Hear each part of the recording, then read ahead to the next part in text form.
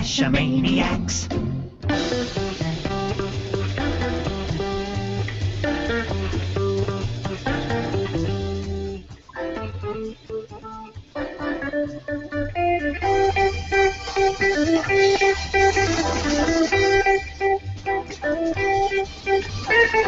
GeoGearHeads. Hey, I'm Daryl W4 back with the Bad Cop for our 88th edition of the GeoGearHeads, which is our 15th edition of the Randomize show. Now, Bad Cop, it looks like you're actually back at the home base this time. Can you believe it? You know, after weeks of being, late at work and having to do the podcast from there, or even last week I ran from the house because a thunderstorm brought in this freak flash flood and took out the internet here at home. So we did a remote like we did from the block party, which I kind of thought was nice. You know, talking about the block party at a remote from the block party. Anyway, but I'll let you know, it's Thursday, so that means there's thunder outside. I don't know why this is, but so if I drop tonight, it's been good to know you.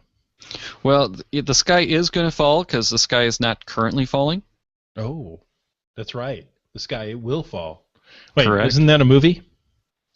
Yeah, probably. It's also probably been a few different books. But speaking of, different topics and such, next week we're actually going to be talking about the tips that came in from that 2013 Traveler race, which is now done and over with. So anyone who is a participant in that race, please drop us an email at geogearheads@cachamaniacs.com with the name that you have on gc.com, the one that the trackable was registered to, and your mailing address, and we'll get the prizes out. And everyone who participated is going to get something from that prize pool. But we wanted to highlight the 3 cachers who made the top spots, and we're going to talk about this a lot more next week. But 2000 WU6, boy, I didn't think that was going to be so tough to pronounce. It looks pretty easy when you read it. Yeah, exactly. WU, okay. And maybe there's actually a better way to pronounce that. I don't know. But, does that make 3 U's? 3 U's? Triple U? Triple U. Yeah, I like that one. But he had she had the geocaching tips racer that got the high spot with 283 points. Woo-hoo! Then Lafitte FL had 2 that got 150 plus points each, but still a long way from that first place bug. And that was the Seahorse Cache Horsing Around, or Sea Cache Horsing Around rather, and the Cache Patrol. And then our third place went to No Name Yet 202 for the GGH TB Race Technology tag at 124 points. Congratulations. I think we just started that race about 3 weeks ago, is what it seems to me. But, as you get older, time goes pretty quickly. Yeah, it does seem to have really flown by, but I am really impressed with the changes that we've seen. And unfortunately, a lot of those early racers do seem to have gone missing, especially over the last couple of weeks. So, that ranking seems to really have been active all the way up through the end. That's really nice. And, at 283 points, that's a lot of points. So congratulations to 2,000. I'm going with Triple U6. Sounds good. And I haven't looked at the logs on that one to see how they managed to pull that off yet, so I'm a little bit curious on that. And we have enough, as you said earlier, we have enough prizes from GX Proxy to give everybody who entered a prize. So that's going to be really cool. Yeah, definitely. Now, we did get an email that's going to kick off our first subject for tonight's randomized edition. So, Bad Cop, why don't you read us that email from Juris1C? Juris1C from Latvia. I love that we have a listener from Latvia. Sent us an email saying, I recently started to play Wallaby in addition to the other Geo games, geocaching and Munzie. Geocaches, Munzies, and Wallaby places. It's not easy to go through the apps and not miss something.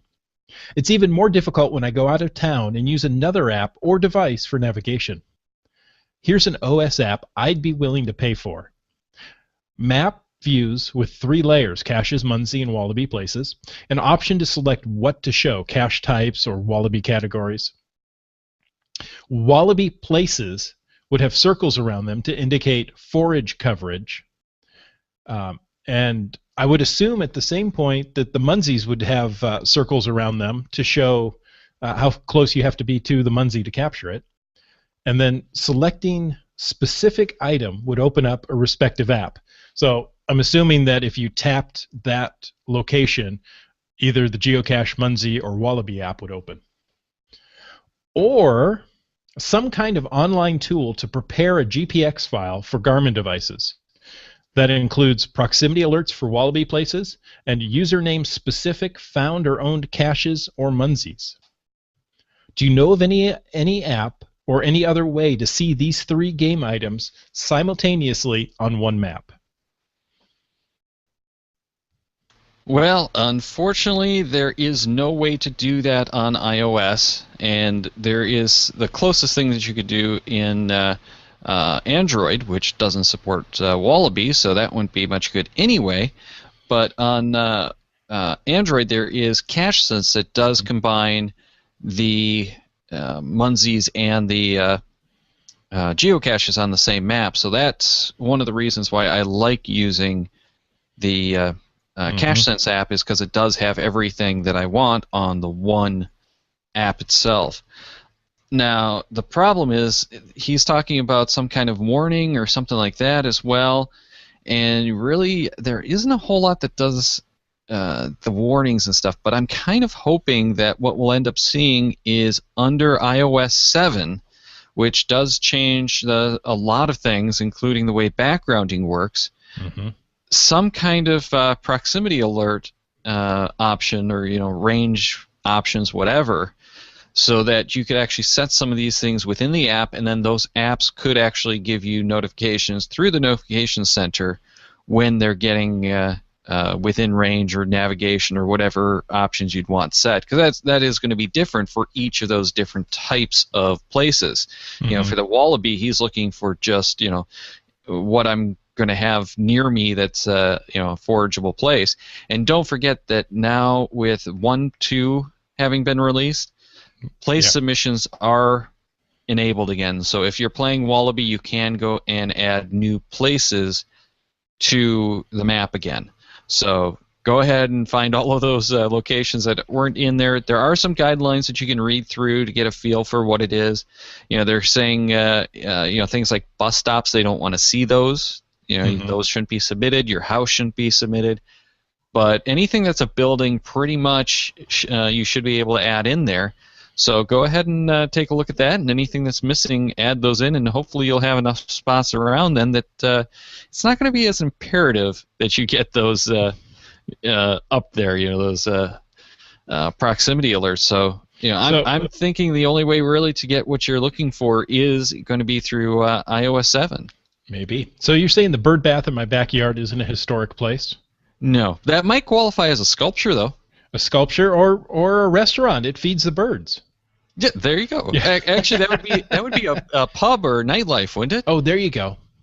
I think we're stretching it here. Now, Wallaby 1.2.2 did a good update for places. So as you're driving, you'll see places pop in and out of the forageable list. Yeah, that's a great feature that we haven't had a chance to really mention. And it's just as you're walking or whatnot as well, which is how I do most of mine. And I have a friend who just got into Wallaby a little bit ago, like 2 weeks ago maybe. And he was absolutely amazed that I had gone and up and down a few of the streets around town here. There's like a couple of miles that I went and entered every one of those locations. And he's just amazed that I did that. And he found out, he didn't mention it to me until like after he found out that I did that while I was walking. And one of them was by his house.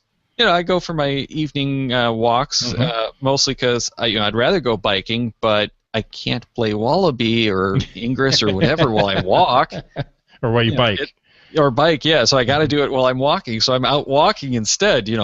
Location-based gaming is hazardous to my health, I guess, because it's not allowing me to go on my bike anymore.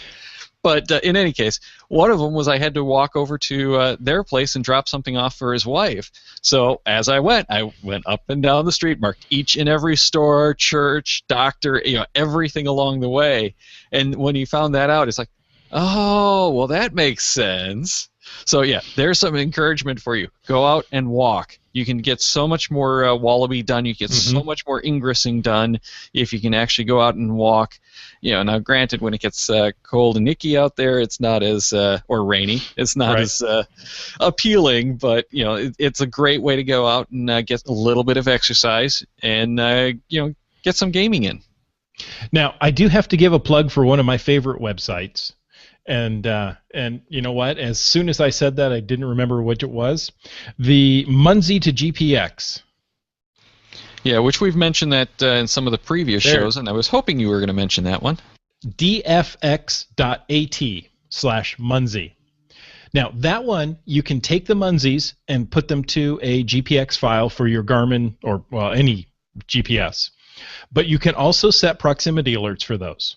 So as you're driving, walking, biking, however your mode of transportation is at the moment, you can get an alert on, like, say, my Oregon 600, the 60 CSX, any of those that have those location alerts. They'll give you a little ding that you're coming up on, in this case, a Munzie.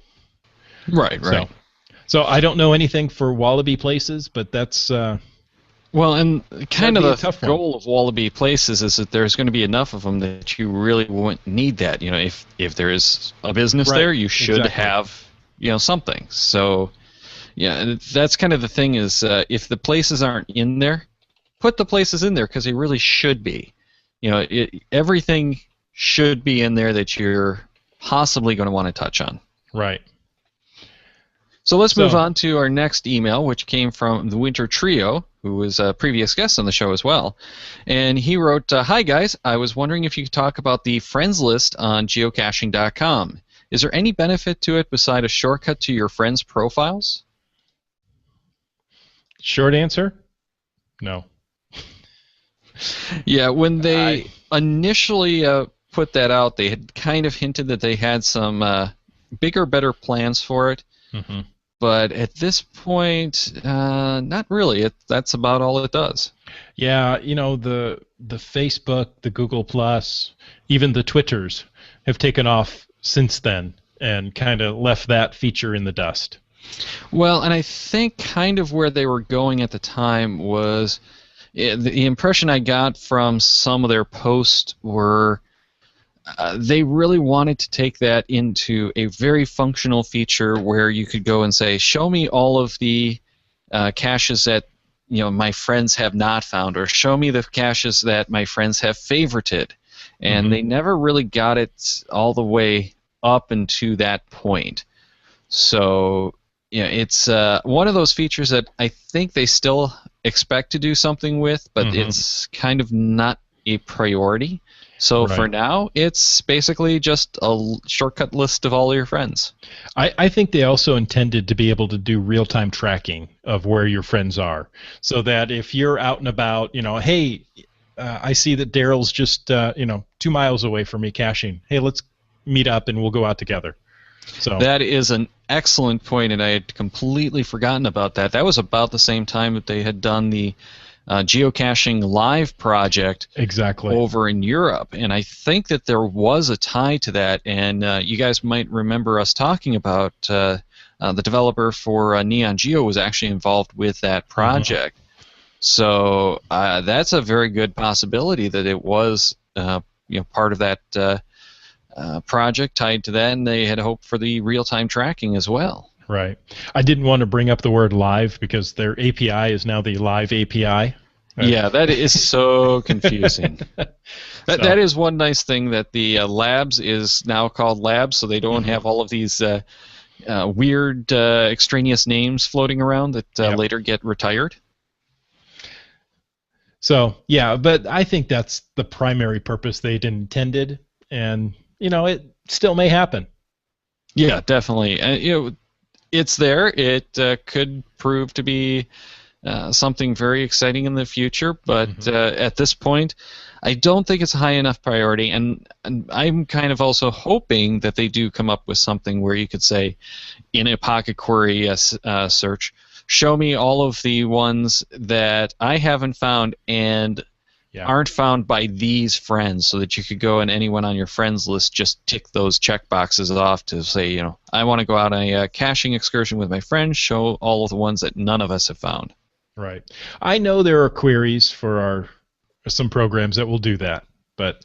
Yeah, but really I think they're trying to get away from the need for so many of those programs, especially because they and most other cachers recognize that the movement is away from the computer and towards smart devices.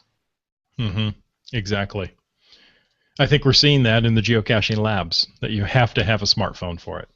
Yeah, and we're seeing that with a lot of the new games that are coming out, like Munzie. Munzie's over 2 years old now, and that's exclusively for smart devices. Right. Fortunately now you don't have to have the live data connection necessarily, but it was a game completely conceived and executed on smart devices. Right. So, time will tell. Yeah. Are the age of dedicated GPS is over? No, I don't think that that's happening for quite a while, but I do think we are going to see a movement away from specialized proprietary hardware. We're going to continue to see custom ruggedized hardware, but I think more and more we're going to see that built around common platforms like Android. We've talked about it before with Rich Owings. The Magellan units are based on Windows CE and have been for quite a while, and it's a nice, cheap way for them to get the core done quickly and easily. Well, Android is even cheaper, so I think we're going to see more and more devices coming out that are based around Android. That takes a lot of the work out of it and allows you to bring products to market faster too, and hopefully less expensive. Right, and again, it's on a common platform, so instead of necessarily producing your own chips or having something that you're building to a particular type of chip, which might not be as plentiful, now you pick up stuff that's readily available for smartphones or tablets or whatever that are produced around that hardware. It's not necessarily going to be the same configuration as what you're putting out, but the independent components become more affordable. Exactly. But that also leans towards products that aren't built as well. I think it cheapens. At the same time as saving money, it cheapens the whole market. It can also produce some better products, especially when you're talking about dedicated GPS chips and things like that. Well, now that you have millions of these things being produced, you can actually produce a better performing unit by using, at the same price point or less, by using these more readily available components. And in some cases, your quality will go up because they're producing so many of them. I don't think we're seeing that as much as I'd like, because the lifespan of your typical cell phone is designed to be about 2 years. Right. So, I think in many cases we're not getting the quality that we'd like to see because these things are not being built to last long term. Right. And, the companies have to stay in business. They have to keep producing new products that people want to buy. And if they, make it so that it's, that your old device either falls apart or, just won't accept any of the new software, well, you're going to upgrade. Well, and don't forget, this is still the infancy of this technology. It's not like even computers are. It wasn't that long ago that a 3-year-old computer was completely unusable.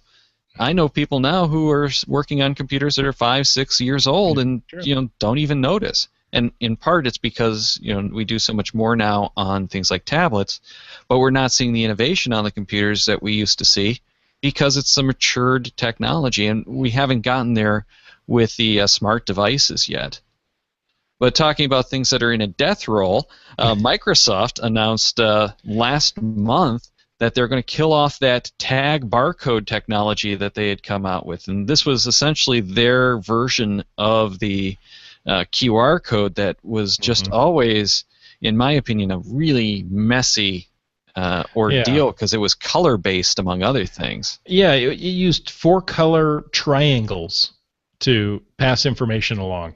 So, well, it didn't necessarily even have to be the triangles. You could. One of the cool things about it was you could have what looked like little illustrations or images that had the information still embedded in them. But I think that was just way too much work that you never really saw those. And it made it harder for the camera to actually pick it up and for the computers to decode it. And, I've been to the Microsoft campus for different reasons, and they had these on the doors. And that's the only place I ever saw one until today. I was in one of the big box electronics stores, and on a printer box was one of these codes. And I looked at that, I go, are you kidding me? Scan this for more information. I don't even have an app to do that. Yeah, and that's what's kind of done it in is it just hasn't been utilized well. Yeah, there was actually a time when I thought this Microsoft tag might win out over QR codes, because here in the U.S., people were actually taking to these tags, which the actual technology behind the tags is called High Capacity Color Barcode, HCCB. And it's very Microsoft sounding. Yes, it is.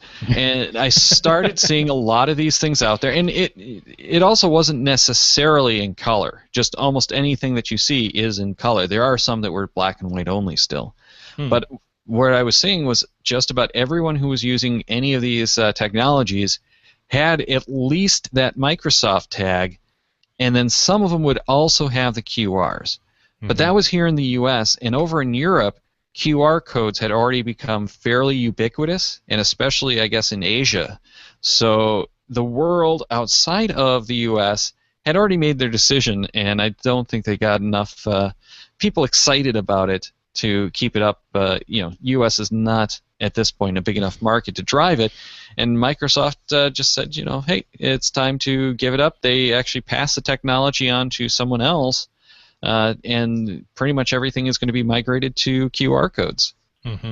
So it's not dead. It is licensed out to other people, but I doubt we'll see much of it. Well, I think the other company actually did say that it is, that they won't be issuing new ones, or including the option to make new ones.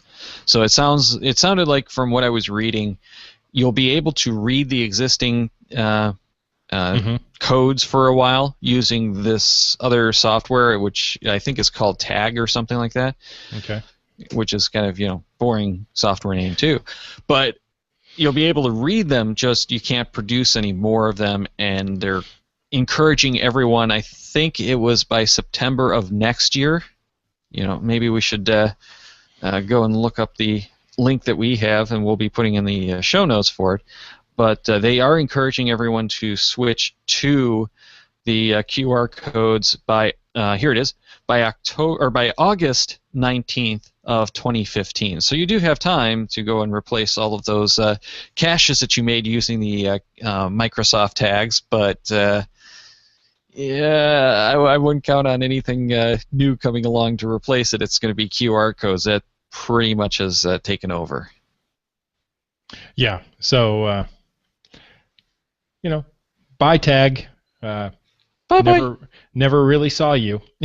Yeah, I'm very happy to see tag go away, I have to admit, because at this point it's irrelevant anyway, and just a nuisance. So now it's officially gone and will no longer continue to grace those boxes of products that you don't want to buy at those big box stores. Well, I didn't say I didn't want to buy this product. In fact, I did buy this product. However...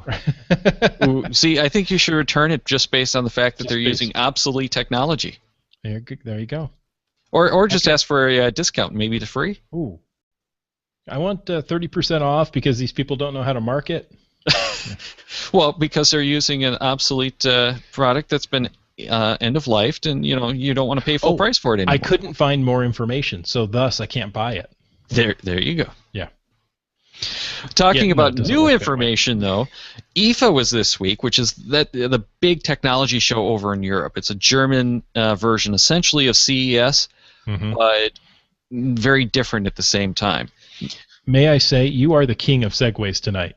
Oh, thank you. You've done 2 really good segues. Go ahead now. See, and I thought I wasn't doing very well at that, but in any case, the big thing that I think we want to talk about from IFA this year is the smartwatch. And we have 2 new entries into the market that we want to talk about. The most exciting one, and this is probably going to shock a lot of people, is called the Qualcomm Talks. It's essentially the Qualcomm version of the Pebble, to overly simplify it.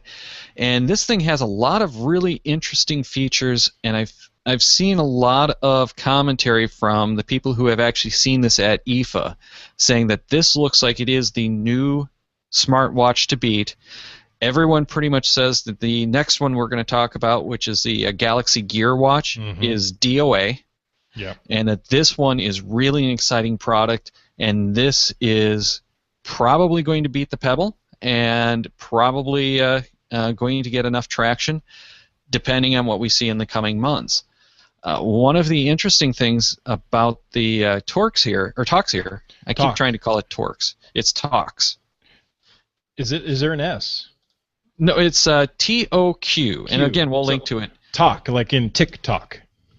Maybe I've heard it. The only time I've heard it pronounced, they pronounced it Talks. Okay. So, maybe we can actually find something to tell us and correct it next week or whatnot. But it is going to be a $300 device again, which is kind of pricey. It's more than what we're paying for a lot of the other ones. It's early in this realm. Yeah. It is, and it's only for Android right now. But one of the things that's really interesting about this watch is they've really paid attention to its power consumption, and it does have a color screen that's very similar to e-ink. So a very low-powered screen that is going to be giving you that, the nice color and everything that people are missing from things like the Pebble, but it's going to be much more readable in sunlight than a lot of other options are because of the technology they're using, and it doesn't use the power, again, because of the technology they're using. However, my understanding of the technology, and I haven't found anyone to back this up, since the talk, we'll call it, or tick, whatever, the watch that we're talking about from Qualcomm. Until we find out how it's actually pronounced, maybe we'll just call it the new watch from Qualcomm. In any case, it is supposed to be slower draw times. It's not going to be the quick refresh that you're going to want to use for something like Ingress. For pointing you to a cache, it might still be sufficient, but again, I don't have a whole lot of information just based on where its core is coming from the e-ink. The e-ink only powers the screen to change the display. So if that's what this is doing, every time you change that pointer or change the distance counter, you're going to be taking up more power, so you're going to significantly drain the battery compared to what your normal time would be. So I think this is a very exciting watch, and we have a lot of potential as cachers and other location-based games. Just think about being able to have something like this for Wallaby, where it's just, location, forge, just all on your wrist without having to pull out your iPhone. Of course, it doesn't work on the iPhone yet, but I was going to mention that. Yeah, I really see this as a very interesting device. It looks and sounds like it's going to be much more comfortable than wearing the Pebble as well. So, I've been kind of lusting for one of the Pebble smartwatches, and this has kind of cured that.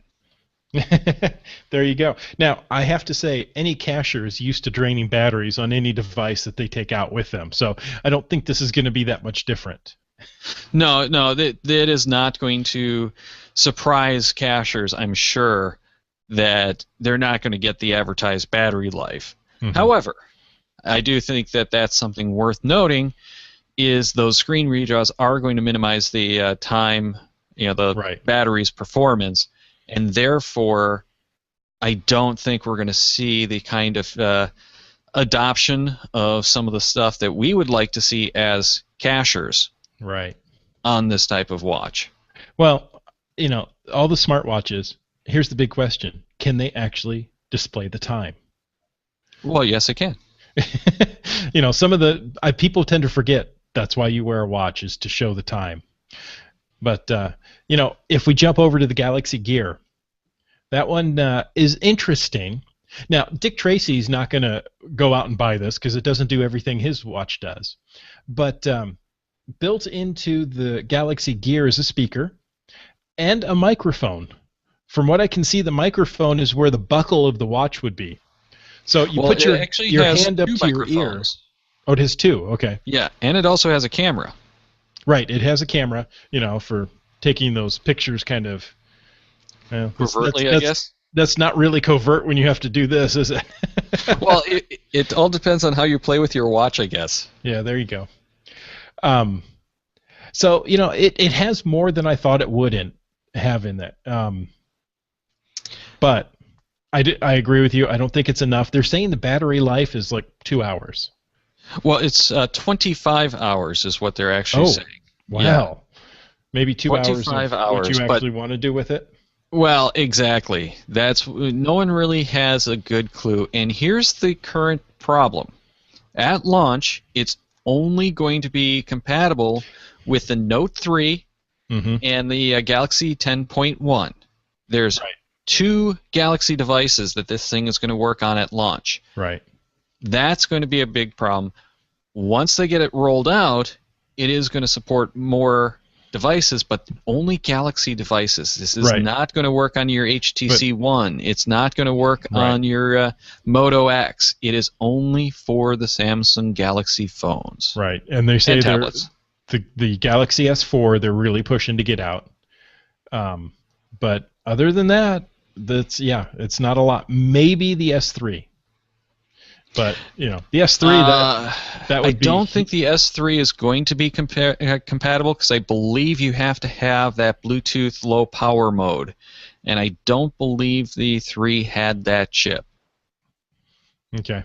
So I think you're limited to the 3 Mini, I think they called it, or 3 Plus, which was an update that did have the... low-cost, smaller phone that was updated, and I don't think it was actually even available here in the U.S., unfortunately. Right. But it's going to have that LE chipset, is my impression from what I've read.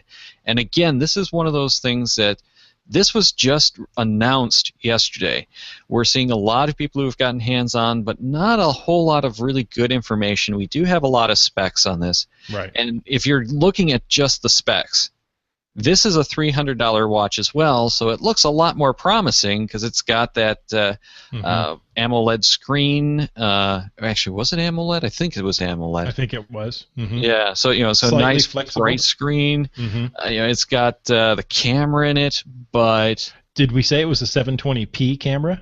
Oh yes, it says 1.9 megapixel 720p camera. Yeah.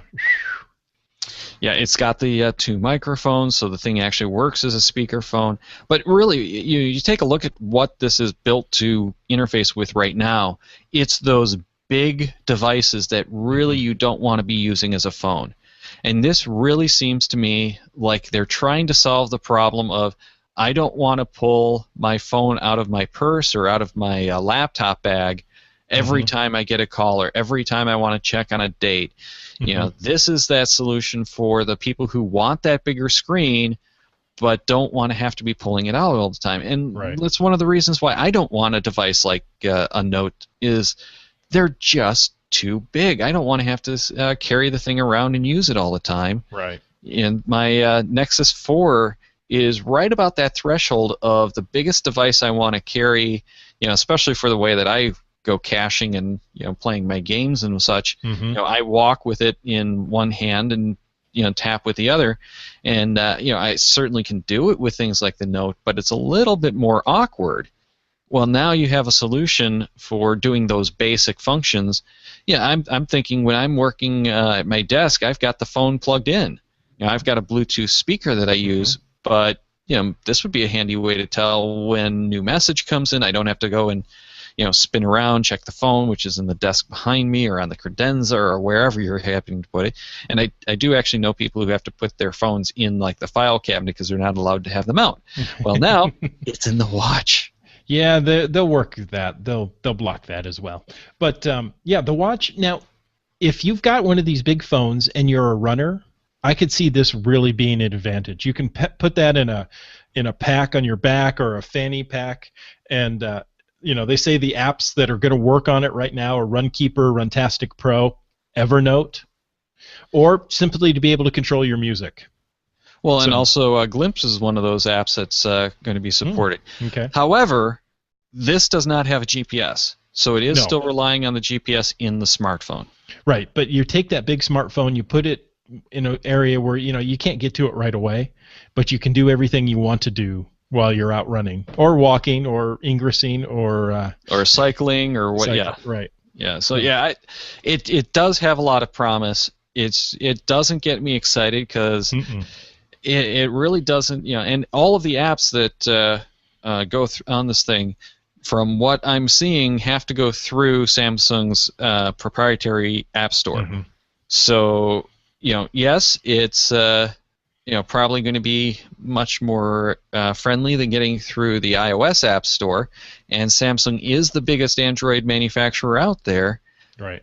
But it's still that whole, you have a different gatekeeper, and it's a whole separate ordeal to program for it. We'll see how it pans out, but exactly. I'm not excited about it, and a lot of the reason I'm not excited about it is that it's only for certain Galaxy phones. It doesn't interface with any other device. Well, they say as soon as the other devices get 4.3, and the S3 is on there, that this will start working. So we'll see. Yeah, but think about it. You could use it for Munzie with that little front camera. You could just zap that up there. Once Munzie creates the app for it. Right. Which they'd still have to do. Well, yeah, but I mean, you got an option there. Well, and I have the feeling that someone like Munzie probably would go so far as to do the app for that. I would not be one bit surprised to see if Neon Geo or Cache Sense came out with their own app that interfaced to it. And one of the things that is interesting about the way that these guys are approaching that smartwatch, there's a lot of weird things in this thing, but they don't have that GPS in there. They are still using it as the remote control. So you can think about it as having the GPS strapped to your wrist, and you just have that remote display for it. So it's still going to have a lot of the kind of troubles that we've talked about with waving it around and the arrow moving and everything else.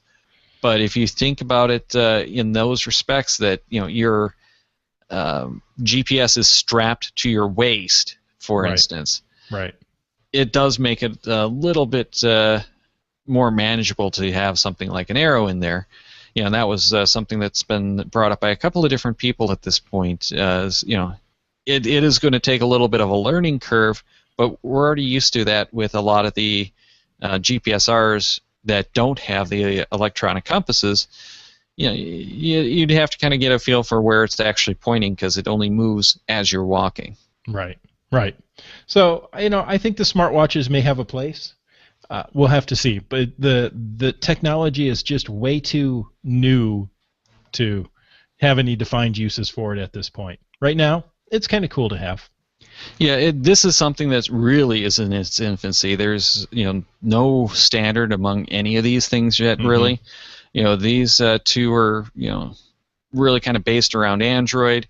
The Pebble is its own entity that works on iOS or Android. I'd like to see something for Windows Phone for that, just because I want to see someone else be a player in the market. And it looks like someone was actually trying to interface from their Windows phones, so that might be happening too. Nice. And that's where I see Pebble having the edge. Is they're the first ones out there with any kind of adoption, and they also have a broader range of support than anyone else has so far.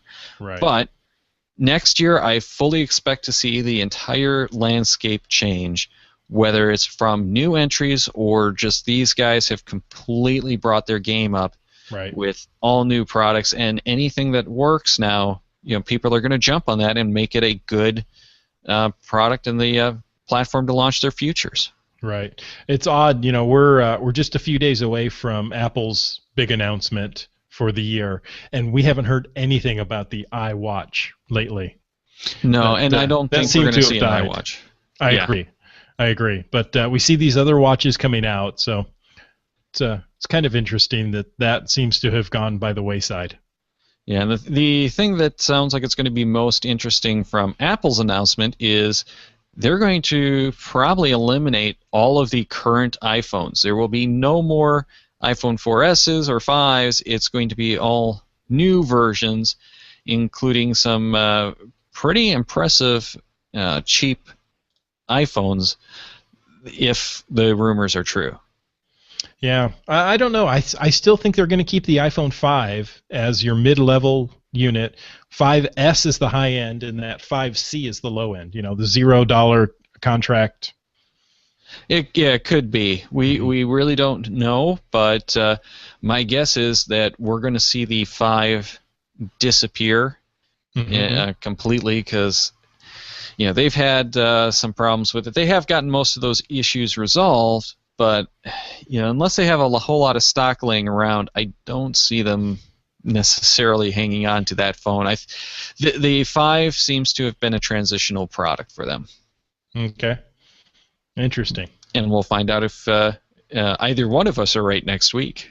Next week we'll know, and then there will be no more guessing, except when the new iPads come out. Yeah, and we do have some information on when that might happen as well.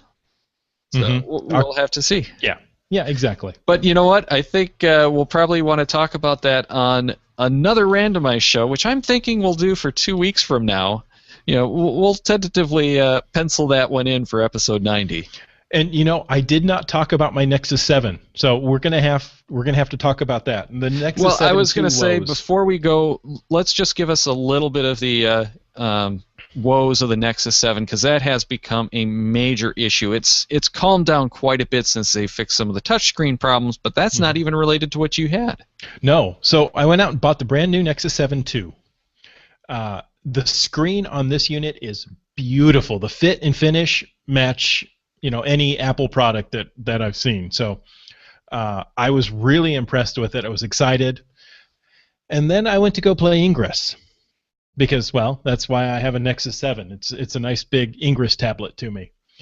And I would get there and it got a little wonky. Kill Ingress, relaunch it, and it wouldn't move. The GPS kept me in the same spot no matter where I went. Did a little searching online, and yes, there are huge GPS problems with this Nexus 7 version 2. Typically, the GPS works for 5 to 10 minutes after each reboot, and then it's done. Another thing I use the Nexus 7 for is navigation in the car. It's a good thing I put in my holder there and look at it as I'm driving, and if I can't use it for navigation and can't use it for Ingress, it really didn't do anything for me. I may as well continue with my old Nexus 7, which is the case. I went and returned it. So this is a problem. Google knows there's a problem with the GPS in the Nexus 7, and I was hoping for a software fix, because really that's all it is, because it does work for a period of time before it shuts off. So I decided I'm not going to risk it on this one. Normally I'd wait these things out, but I decided not to on this one. Yeah, it's kind of like my issues with that Oregon, that it's just, this is too much that I'm not going to wait for it. Mm-hmm. So that's in a nutshell what has been going on with you in the Nexus, and you don't have a Nexus 7 anymore now. No. So I'm Nexus 7-less. Yep. So maybe you'll get something new in the near future. And there's always that Zero 7 Pro, which now that they've dropped the price is an awesome deal. I've got a Walmart down the street that just opened. I'm going to have to go in and see if I can find one of those. Yeah, it's definitely worth checking out. And I'll be anxious to hear your thoughts if you actually do get that. Okay. I'll let you know. So in like 2 weeks, we're probably going to do another one of these randomized shows because there's still more products that we haven't talked about from IFA. We're going to have the Apple announcement, which who knows if that's going to have anything we'll want to talk about or not, but it's going to happen, and we'll probably have some more stuff happening before then. So probably 2 weeks from now, we're going to have another randomized show. It's going to be a great chance for you guys to get your questions, anything we've talked about tonight, anything that's new that's coming out that you think should be discussed, let us know. And you can call those into 206-350-3647 or email us at geogearheads@cachemaniacs.com. So that's a couple of easy ways to get information to us for that next randomized show, anything about this show, past shows if you're just catching up, or even for next week's show, episode 89, which is going to be talking about some of those tips that we got from the travelers. So a whole bunch of good stuff coming up. Very excited about it. Oh, we got some great shows coming up, and I'm excited that we're coming up on episode 100. That's just a great milestone in any podcast. So, if you want to know more, check the Cachemaniacs website at cachemaniacs.com for more on the GeoGearHeads, including show notes from this and all our episodes. We love hearing from our listeners, so leave us feedback by calling 206-350-3647 or email GeoGearHeads@cachemaniacs.com or through social media. Your support helps keep the Cachemaniacs shows coming. Please consider making a PayPal donation through the link on our website to support the Cachemaniacs shows. GeoGearHeads is produced by Chris Umfenauer and Daryl Wattenberg. This show's copyright 2013 by Daryl Wattenberg. All rights reserved.